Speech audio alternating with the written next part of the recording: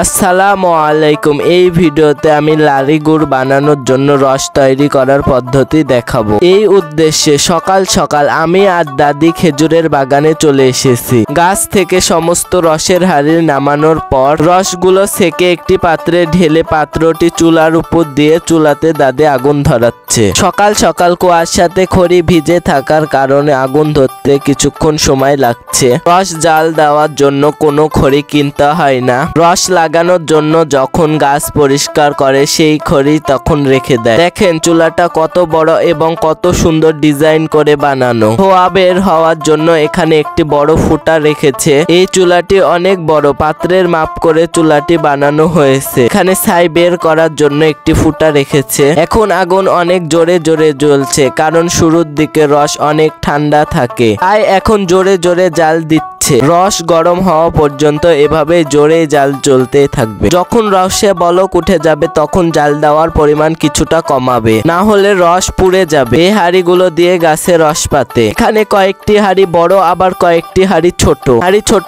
বড় হওয়ার কারণ হলো যে গাছে বেশি রস পড়ে সেই গাছে বড় হাঁড়ি পাতে, আর যে গাছে কম রস পড়ে সেই গাছে ছোট হাঁড়ি পাতে। এই গুড়গুলোতে কোনো চিনি মিশানো হয় না। রসে অল্প অল্প বলক উঠতে শুরু হয়েছে। 15 থেকে 20 মিনিট জাল দেওয়ার পরে বলক উঠতে শুরু করেছে। এখন জাল দেওয়ার পরিমাণ কিছুটা কমিয়ে দিবে। ভাবে অনর্গল জাল দিতেই থাকবে। জাল দেওয়ার সময় চুলার দিকে লক্ষ্য রাখা খুবই জরুরি, কারণ জাল যদি কোনোভাবে নিভে গিয়ে ধোঁয়া উঠতে থাকে তাহলে রস থেকে ধোঁয়া ধোঁয়া দুর্গন্ধ বের হবে। এখন ওই রস থেকে গুড় করলে গুড় খাওয়ার যোগ্য থাকবে না। এর উপর যে লাঠিটা দেখতে পাচ্ছেন সেই লাঠিটা দিয়ে রস নাড়াচাড়া করে। রস আস্তে আস্তে লাল হওয়া শুরু হয়েছে। রস জাল দিতে দিতে মিষ্টি কালারের মতো লাল করে নিবে। 40 থেকে 50 মিনিট জাল দিতে থাকলে সেই কালারটা আসে। শীত যত বেশি পড়ে রস তত বেশি মিষ্টি হয়। সেই রস দিয়ে গুড় করলে গুড়ের স্বাদও ভালো হয়। হালকা তাপে রস এখন কিছু সময় ফুটতে থাকবে।